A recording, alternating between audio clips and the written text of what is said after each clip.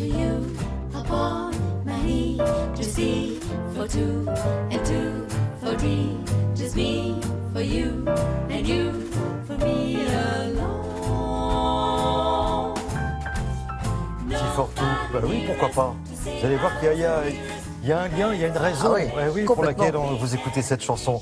Parce qu'on va partir avec Loïc Vallet et son triporteur. Et là, vous allez voir que c'est du boulot. On va dans une des plus belles régions de France.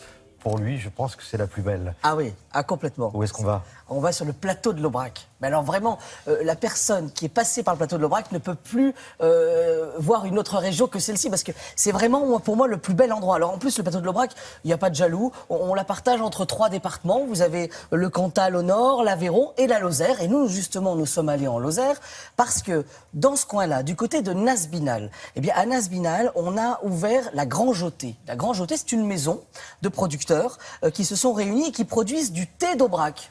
Alors moi, quand on m'a parlé de thé d'Aubrac, pour moi, le thé, c'était plutôt en Asie ou loin de nos contrées hexagonales. Et l'Aubrac, c'est plutôt la viande. Et l'Aubrac, c'est plutôt la viande. Alors, exceptionnellement, on n'a pas parlé de la viande d'Aubrac, on a parlé du thé. L'idée de ce thé, c'est très simple, c'est que les grands-mères le connaissaient. Tout le monde le connaissait en Aubrac. Et puis, il y a quelques années, il commençait à y avoir une mode. Et puis, il y a certaines personnes qui se sont mis à produire du thé en dehors de l'Aubrac. Ils ont osé. Donc là, et ça leur a pas plu.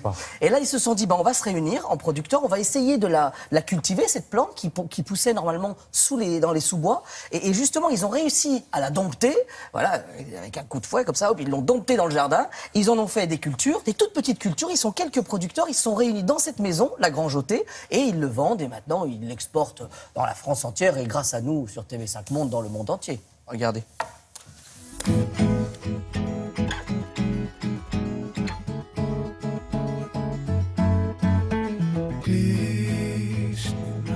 La maison du thé. C'est là.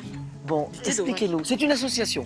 Pourquoi? Parce qu'en fait, le thé, il était menacé, qu'on a créé cette maison, en fait. Alors, il y avait cette raison. La première raison, c'est ça, c'est que les gens commençaient à avoir envie de nouveau de goûter le thé d'Aubrac, d'en faire des produits. Donc, ça diminuait un petit peu dans la forêt. Et surtout, pour pouvoir le faire connaître plus, il fallait non plus le cueillir, mais plutôt le cultiver. Donc, ça a été notre démarrage. On sauve le thé d'Aubrac? Alors, on le sauve et on le fait connaître. Et du coup, on fait vivre du monde sur l'Aubrac. Donc, ah bah oui, parce que ça fait travailler du monde, tout ça. Oui.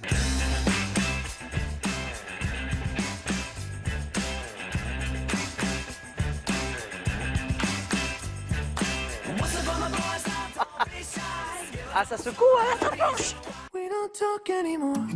La culture du thé d'Aubrac, on dit toujours que c'est pas très spectaculaire, mais en fait, on fait tout à la main. Parce qu'à l'origine, il est dans les sous-bois. Oui. C'est ça. Voilà. Donc dans les sous-bois, il est beaucoup plus petit. On va le cueillir, donc comme un bouquet, et en fait, on va les feuiller. Et alors là, en fait, ce qui est assez incroyable, c'est que dès que vous touchez la plante, il y a un parfum. Ça embaume le lieu, en fait. Oui. Parce qu'en fait, Qu'est-ce qui vous fait rire? C'est parce que qu'est-ce qui sent dans la plante? On peut le dire quand même. Ouais, je crois qu'il faut le dire comme ça parce que ça peut faire sourire, mais c'est vrai. L'odeur est dans le poil.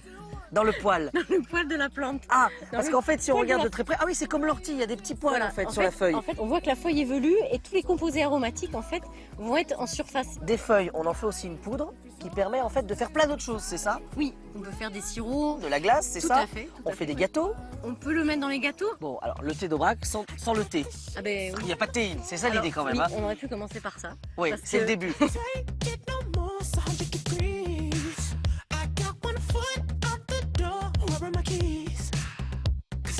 Allez. Ouh. Je crois qu'on est coincé, Laurent, en fait. Eh oui, je vois ça. Hop là.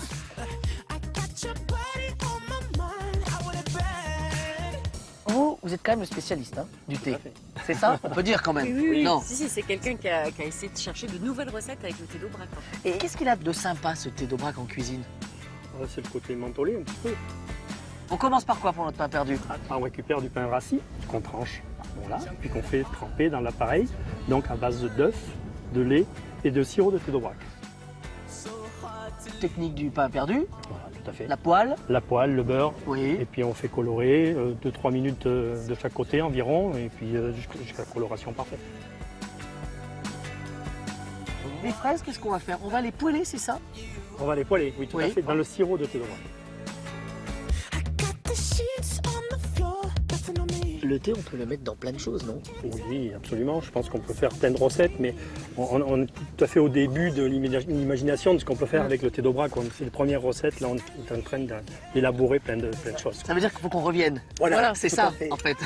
Tout à fait. C'est bien cette façon de revisiter le pain perdu. Oui, avec alors le Laurent thé. Pagès, vraiment c'est une table extraordinaire parce que c'est l'un des premiers, il est sur le plateau de l'Aubrac, relais de l'Aubrac si vous passez par là-bas. Et c'est le premier qui a revisité, vraiment qui a cherché à donner une suite à ce thé d'Aubrac et à la Grange au thé qui les vend pour vous. Voilà, si vous passez par là-bas.